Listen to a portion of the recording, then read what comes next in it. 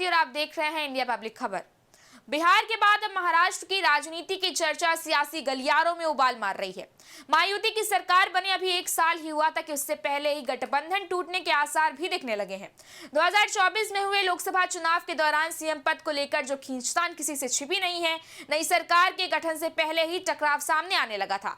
याद हो कि किस तरह से न सिर्फ गठबंधन में खींचतान दिख रहा था, बल्कि जिस तरह से बीजेपी की ओर से कहा गया कि चुनाव तो एकनाथ शिंदे के नेतृत्व में ही लड़ा जा रहा है, लेकिन जब नतीजे सामने आए तो बीजेपी ने उन्हें गच्चा दे दिया और फिर इसी से नाराज होकर एकनाथ शिंदे सभी के संपर्क से दूर अपने गांव चले गए थे।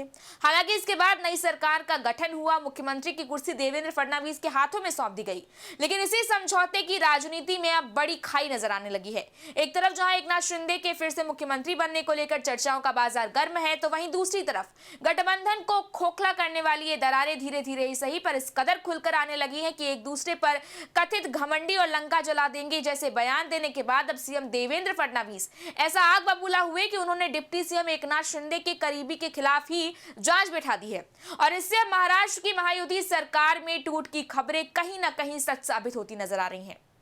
दरअसल महाराष्ट्र में स्थानीय निकाय चुनावों से पहले सियासी पारा रिकॉर्ड तोड़ रहा है और इसी सियासी तापमान में इजाफा तब और ज्यादा बढ़ गया जब सीएम देवेंद्र फडणवीस और डिप्टी सीएम एकनाथ शिंदे के बीच आरोप प्रत्यारोप की बिहाइंड द सीन्स वाली खटास बड़े पर्दे पर सामने आ गई।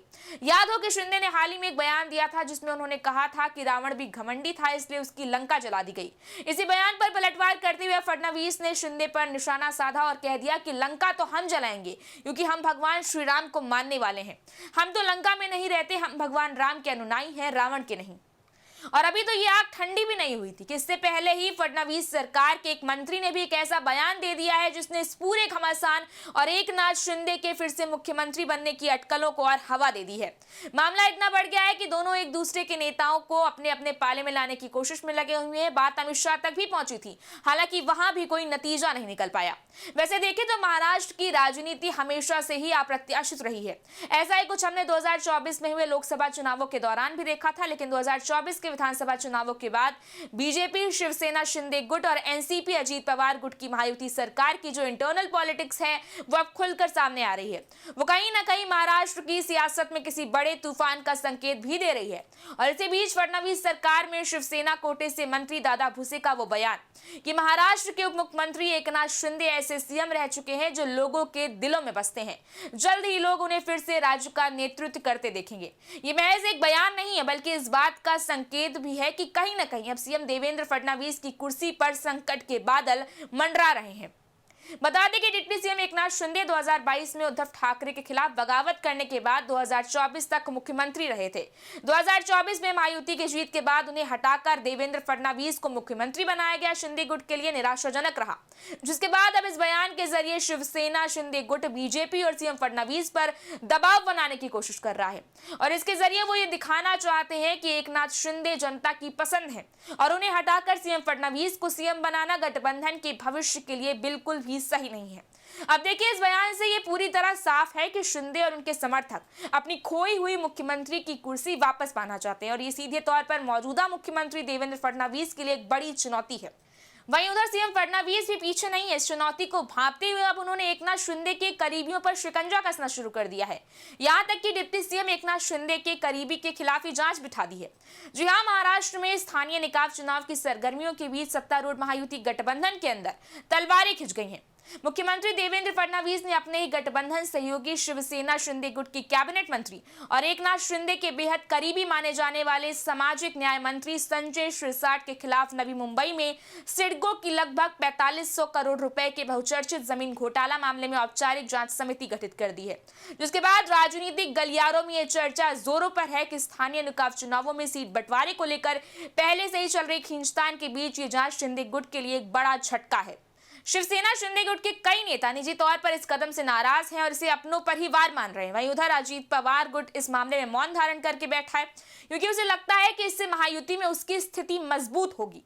कुल मिलाकर अगर आप देखें तो देवेंद्र फडणवीस का अपने ही डिप्टी सीएम एकनाथ शिंदे के करीबी माने जाने वाले संजय शिरसाट के खिलाफ 4500 करोड़ रुपए के जमीन घोटाले में जांच समिति गठन करना इस बात का साफ संकेत है कि दोनों नेताओं के बीच संबंधों में कड़वाहट आ चुकी है। ये कार्रवाई शिंदे गुट को एक साफ संदेश देती है कि अगर वो फडणवीस के खिलाफ जाते हैं तो उन्हें खामियाजा भी भुगतना पड़ेगा। संजय शिरसाट पर कार्रवाई करना सीधे तौर पर शिंदे को कमजोर करने की रणनीति मानी जा रही, क्योंकि यह जांच ऐसे समय में सामने आई है जब विपक्ष पहले से ही हमलावर है। ऐसे में सीएम फडणवीस इस कार्रवाई के जरिए खुद को भ्रष्टाचार मुक्त प्रशासन के समर्थक के रूप में पेश कर सकते हैं, लेकिन इसका निशाना सीधे तौर पर शिंदे गुट पर ही है। जिस तरह से यहाँ एक नेता दूसरे के करीबी के खिलाफ जांच बिठा रहा है, ये दिखाता है कि विश्वास और तालमेल की आखिर कितनी कमी है, और आगे चलकर ये कार्रवाई व्यक्तिगत दुश्मनी का भी रूप ले सकती है। महायुति गठबंधन में शामिल दोनों दलों बीजेपी और शिवसेना शिंदे की ओर से एक दूसरे के नेताओं को अपनी पार्टी में शामिल करना तनाव की स्थिति को और बढ़ावा दे रहा है। राजनीतिक दल अक्सर सत्ता के बंटवारे और प्रभाव को बढ़ाने के लिए दूसरी पार्टियों के नेताओं को तोड़ते हैं, लेकिन जब ये प्रक्रिया सत्तारूढ़ गठबंधन के अंदर होती है तो ये गठबंधन की नींव को हिला देती है। यही नहीं, अब ये पूरा सियासी बवाल अब गठबंधन में वफादारी पर भी सवाल खड़े कर रहा है, और सवाल ये है कि क्या वो एक साथ एज अ टीम शासन कर सकते हैं। सबसे बड़ा मुद्दा तो नेतृत्व का है।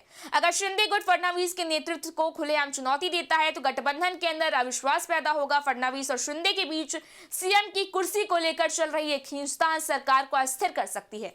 संजय शिरसाट के खिलाफ जांच अगर आगे बढ़ती है तो ये शिंदे गुट के लिए एक बड़ी शर्मिंदगी और दबाव का कारण बनेगी। ऐसे में डिप्टी सीएम एकनाथ शिंदे को या तो सीएम फडणवीस के सामने झुकना होगा या फिर टकराव का रास्ता चुनना होगा, और एनसीपी, शरद गुट और कांग्रेस जैसे विपक्षी दल इस कला का फायदा उठाने के लिए फिराक में तो पहले से ही तैयार बैठे हैं। ऐसे में उनकी सक्रियता गठबंधन को और भी ज्यादा कमजोर कर सकती है। खैर, फिलहाल तो महायुति सरकार सत्ता में है, लेकिन यूनिटी की कमी दिखती है। दादा भूसे का बयान और शिरसाट पर जांच, ये दोनों चीजें दिखाती हैं कि सत्ता का संघर्ष अब पर्दे के पीछे नहीं बल्कि ऑन कैमरा आ चुका है। अगर ये सियासी टकराव जल्द और निर्णायक ढंग से हल नहीं हुआ तो महाराष्ट्र में महायुति का टूटना और राज्य की राजनीति में एक बड़ा उलटफेर होना लगभग तय माना जा रहा है। इस बारे में आपकी क्या राय, आप हमें कमेंट सेक्शन में जरूर बताएं। वीडियो को लाइक करें, शेयर करें, चैनल को सब्सक्राइब करें। शुक्रिया।